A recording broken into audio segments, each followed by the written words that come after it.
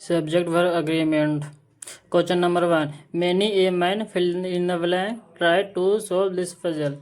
Many a man यानी कि बहुत से आदमी है ना कि ट्राई कर रहे हैं इस पजल को सोल्व करने के लिए। इसका करेक्ट आंसर होगा option D, many a man has try to solve this problem.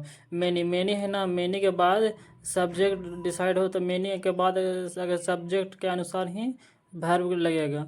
Many के बाद यहाँ पे ए मैन है, मेनी के बाद ए मैन जो सब्जेक्ट है सिंगुलर है, जिसकी वजह से यहाँ पर सिंगुलर सब्जेक्ट लगेगा, इसलिए करेक्ट आंसर होगा option D, many a man has try to solve this problem. Many के बाद अगर पुलर सब्जेक्ट रहता तो पुलर वर्ब लगता, लेकिन यहाँ पर सिग्नल इसलिए सिंगुलर लगा है। ऑप्शन ए आर ये नहीं होगा, पुलर सब्जेक्ट है। ऑप्शन बी वेयर ये भी पुलर है। ऑप्शन सी है ये भी पुलर है, इसलिए इसका करेक्ट आंसर होगा option D has. Question number 2, the number of volunteer fill in the blank increasing, यानी कि जो वॉलंटियर की संख्या है ना इंक्रीज में होता है बढ़ रहे हैं। इसका करेक्ट आंसर होगा option D is, the number of volunteer is increasing. The number है ना ये सिंगुलर सब्जेक्ट है और द नंबर हमेशा सिंगुलर है, इसलिए ये वर्ब भी सिंगुलर सब्जेक्ट ही लेगा, इसलिए इसका करेक्ट आंसर होगा option D, the number of volunteer is increasing, यानी कि जो वॉलंटियर की संख्या है ना जो बढ़ रहे हैं। ऑप्शन ए वेयर ये नहीं हुआ, क्यों? क्योंकि ये पुलर सब्जेक्ट है। पुलर वर्ब है। ऑप्शन बी आर ये भी पुलर है, ये नहीं होगा। करेक्ट आंसर होगा option D is. Question number 3, 50 mile fill in the blank a long distance wall. Correct answer होगा option A is, 50 mile is a long distance to wall. 50 mile है ना, जैसे तो लग रहा है कि ये सब्जेक्ट पुलर है, लेकिन यहाँ पर 50 माइल मिलकर एक यूनिट बन जाता है, और जब डिस्टेंस एक यूनिट बन जाता है तो ये सिंगुलर की तरह ट्रीट होता है। तो 50 माइल एक यूनिट बन गया, जिसकी वजह से ये सिंगुलर बन गया, और जब सिंगुलर सब्जेक्ट बन गया तो वर्ब भी सिंगुलर होगा, इसलिए इसका करेक्ट आंसर होगा option A is. 50 mile is a long distance to walk, यानी कि 50 माइल है ना जो बहुत लंबा डिस्टेंस है वॉल करने के लिए। ऑप्शन बी है आर, ऑप्शन सी वेयर, ये सब पुलर है, इसलिए पुलर वर्ब नहीं होगा। क्वेश्चन नंबर 4 है, none of the student fill in the blank completed the assignment. None of the means यानी कि कोई भी विद्यार्थी ने ये असाइनमेंट को कंप्लीट नहीं किया है। इसका करेक्ट आंसर होगा option D has. None of this, या नन ऑफ दिस है ना, यहाँ पर सिलेक्शन बता रहा है, यानी कि नन ऑफ द स्टूडेंट, यानी बहुत से स्टूडेंट है ना उसमें से कोई भी कंप्लीट नहीं किया। और नन हो गया, ईच हो गया, एवरी, ये सब जितने भी प्रोनाउन है ना जो हमेशा सिंगुलर लेते हैं, सिंगुलर वर्ब लेते हैं, इसलिए यहाँ पर करेक्ट आंसर होगा option D has singular verb.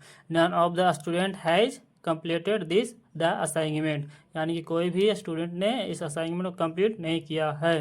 इसका करेक्ट आंसर होगा option A is, bread and butter is my favourite breakfast, यानी कि ब्रेड और बटर है ना जो मेरा फेवरेट ब्रेकफास्ट है। यहाँ पर ब्रेड एंड बटर है ना जो एक एडवर्बियल फ्रेज हो गया, यानी कि एक फ्रेज बन गया है, दोनों मिलकर एक फ्रेज बन गया है, जिससे एक सिंगल एंटिटी बन गया। और जब सिंगल एंटिटी बन जाता है तो वो वर्ब हमेशा सिंगुलर ही लेगा, इसलिए bread and butter is my favourite breakfast, option A ही सही होगा। ऑप्शन बी है आर, ऑप्शन सी है वेयर, ये पुलर है, इसलिए पुलर के साथ यूज नहीं होगा। क्वेश्चन नंबर 6 है, the pair of shoes fill in the blank under the bed. इसका करेक्ट आंसर होगा option C, the pair of shoes is under the bed, यानी कि जो पेयर ऑफ शूज है ना वो बेड के अंदर है। यहाँ पर है द पेयर ये सिंगुलर है, द पेयर, और ये ऑफ है ना, ऑफ के बाद जो भी आता है ना वो ऑब्जेक्ट है, प्रोपोजिशन है, ऑफ प्रोपोजिशन है, प्रोपोजिशन के बाद जो भी आएगा वो ऑब्जेक्ट हो जाएगा। तो ऑफ लगा हुआ है तो इसके बाद क्या है, शूज ये है ना जो ऑब्जेक्ट की तरह काम कर रहा है, तो ये सब्जेक्ट नहीं हो सकता। यहाँ पर जो मेन सब्जेक्ट है द पेयर है, और द पेयर सिंगुलर है, इसलिए इसी के अनुसार वर्ब भी लगेगा, इसलिए the pair of shoes is under the bed, यानी कि पेयर ऑफ शूज है ना जो बेड के नीचे हैं, इसलिए करेक्ट आंसर होगा option C is. Option A है are, option B was, option D where, ये सब नहीं होगा। ऑप्शन बी वाज सिंगुलर है, लेकिन यहाँ पर टेंस ऐसा नहीं कि पास्ट की बात हो रही है, इसलिए यहाँ पर बी भी नहीं होगा। क्वेश्चन नंबर 7 है, either of the books fill in the blank find for report. Correct answer होगा option B is either of the book is fine for the report. यानी कि दोनों में से आइदर इसमें होता है दोनों में से कोई, यानी कि दोनों में से कोई भी बुक है ना कि आइदर ऑफ द बुक ये फाइन है यानी कि अच्छा है रिपोर्ट के लिए। आइदर ऑफ ईच है, आइदर हो गया नाइदर हो गया, ये सब हमेशा है ना जो हमेशा पोलर सब्जेक्ट लेता है लेकिन वर्ब हमेशा सिंगुलर लेगा। ऑफ हो गया जैसा आपको बात हुई ना द बुक्स पुलर सब्जेक्ट है लेकिन वर्ब क्या लेगा हमेशा सिंगुलर लेगा। इसलिए करेक्ट आंसर होगा option B is. Option A है आर, ये पुलर हो गया ये नहीं होगा। ऑप्शन सी है वाज, ये हो सकता है लेकिन सेंटेंस यहाँ पर ये नहीं बताया गया कि पास्ट में है कि प्रेजेंट में, इसलिए यहाँ पर सेंटेंस सिंपल माना गया है यानी कि सिंपल में ही रहेगा। ऑप्शन डी वेयर, ये नहीं होगा क्योंकि ये पुलर होगा।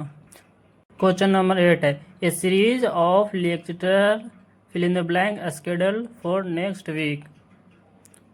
करेक्ट आंसर होगा option A is a series of lecture is schedule for next week.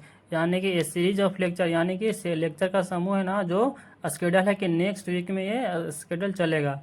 यहाँ पर होगा ना ऑफ है, ऑफ प्रोपोजिशन है और ऑफ प्रोपोजिशन के बाद है ना जो ऑब्जेक्ट होता है तो हम जब भी वर्ब लगाते हैं ना तो सब्जेक्ट के अनुसार लगाते हैं। सब्जेक्ट है जो ए सीरीज है तो ए सीरीज यहाँ पर सिंगुलर है जिसकी वजह से हमें वर्ब को ऐसे लगाएं वर्ब भी सिंगुलर लगाएं, इसलिए करेक्ट आंसर होगा option A is a series of lecture is schedule for next week. यानी कि अगले वीक के लिए स्केड्यूल है सीरीज ऑफ लेक्चर के। ऑप्शन बी है आर, आर भी नहीं होगा क्यों क्योंकि ये पुलर वर्ब हो गया, पुलर वर्ब नहीं लगेगा। ऑप्शन सी है वाज, वाज नहीं होगा क्यों क्योंकि टेंस पास्ट में नहीं जा रहा है, पास्ट में रहता तो वाज का यूज होता। क्वेश्चन नंबर 9 है the crew fill in the blank preparing for departure. Correct answer होगा option A the crew is preparing for departure. यहाँ पर क्रू है ना जो डिपार्चर के लिए जाने के लिए तैयार है। क्रू हो गया ये सब है ना जो कलेक्टिव नाउन है जो हमेशा वर्ब सिंगुलर भी लेते हैं या पुलर भी रहते हैं, लेकिन जब जनरल सहमति की बात हो ना सहमति में हमेशा वर्ब सिंगुलर होता है। इसलिए यहाँ पर the crew is preparing for departure यानी कि एक यूनिट की बात हो रही है, इसलिए यहाँ पर सिंगुलर वर्ब होगा। इसलिए करेक्ट आंसर होगा option A the crew is preparing for departure. Option B में आर है, आर पुलर है ये नहीं होगा। ऑप्शन सी है वाज, वाज से वाज हो सकता था लेकिन सेंटेंस यहाँ पर पास्ट में नहीं है इसलिए हम यहाँ पर इसका यूज नहीं करेंगे। Option D were, were plural verb है ये नहीं होगा। करेक्ट आंसर होगा option A is. Question number 10 है every student and teacher fill in the blank invited to the ceremony. इसका करेक्ट आंसर होगा option A every student and teacher is invited to ceremony. जब भी every is either neither ये सब pronoun रहे ना तो इस सब प्रोनाउन के साथ हमेशा वर्ब सिंगुलर ही रहेगा। सब्जेक्ट भले प्लूरल हो सकता है लेकिन वर्ब हमेशा सिंगुलर नहीं होगा। इसलिए करेक्ट आंसर होगा option A every student and teacher is invited to the ceremony. यानी कि सभी टीचर और स्टूडेंट को सेरेमनी में इनवाइट किया गया। ऑप्शन बी है आर, ये पुलर नहीं होगा। ऑप्शन सी बी ये नहीं होगा। ऑप्शन डी वेयर पुलर है ये भी नहीं होगा। करेक्ट आंसर होगा ऑप्शन ए इज।